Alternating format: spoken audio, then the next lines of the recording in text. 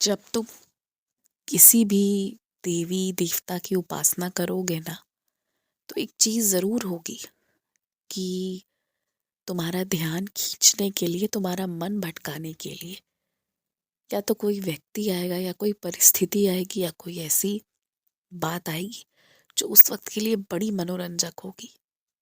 ये होता है, लेकिन उसी समय तुम्हें अपनी उपासना पर ध्यान रखना है, विश्वास रखना है और समय नष्ट नहीं होने देना है। कुछ समय नष्ट हुआ भी है तो भी पूरा काम खत्म किए बगैर सोना नहीं है। तो ये एक बहुत बड़ी बात है, इस चीज़ का तुम्हें ध्यान रखना है। और ये बहुत आम बात है, इस तरह की छोटी छोटी परीक्षा होती है।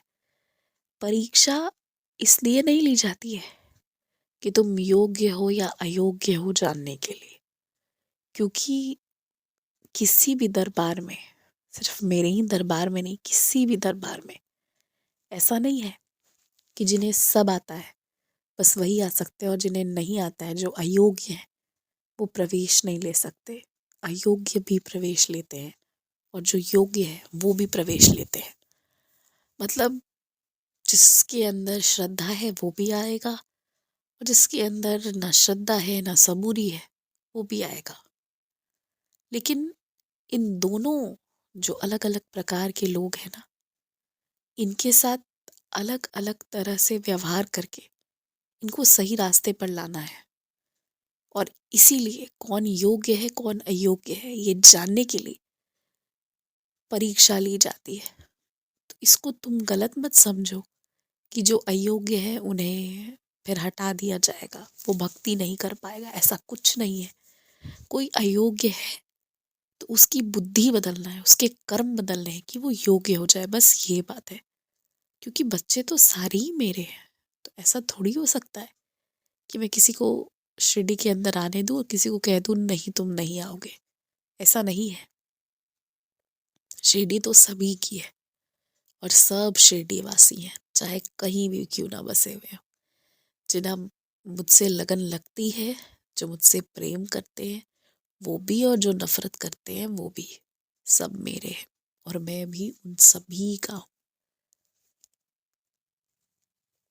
हो सकता है आज सुबह तुम्हें या तो फोन आए या कोई लिखकर ही तुम्हें भेजे और तुमसे दरख्वास्त करे कि तुम सच्चरित के किसी अध्याय को पढ़ दो।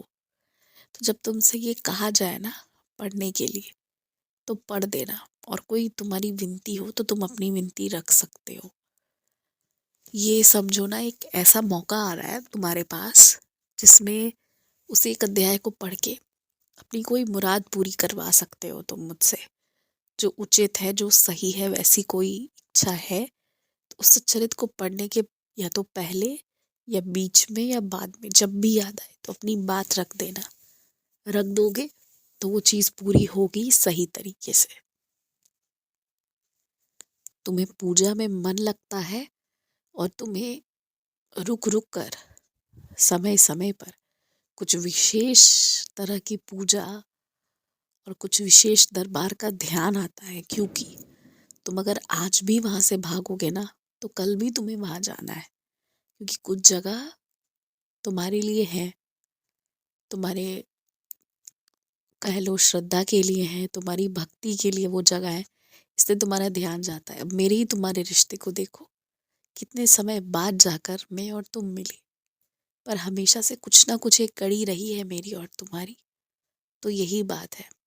और इसके बदले अगर कोई तुम्हें कुछ गलत कहे, कमजोर बुद्धि का कहे, चाहे नासमझ कहे, चाहे जो भी कहे कहने दो, पर अगर एक बार ईश्वर में लगन लग गई ना,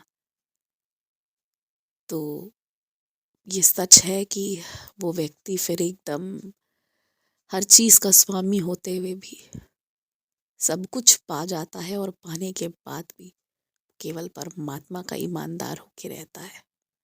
तो ये चीज है, उसमें समृद्धि और एक थोड़ी सी वैराग्यता की भावना इकट्ठे होती है और वो बहुत सुंदर, आरामदायक, आनंददायक अवस्था होती है।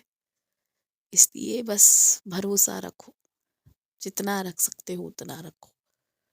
जहाँ लगता है कि अब बस यहाँ है, वहाँ भी भरोसा रखो। भरोसा इतनी हो कि उसका कोई रेखा नहीं हो, इसके आगे नहीं है या उसके पीछे तक है, ऐसा नहीं। बस हो भरोसा, इतना ही चाहिए तुमसे। खुश रहो।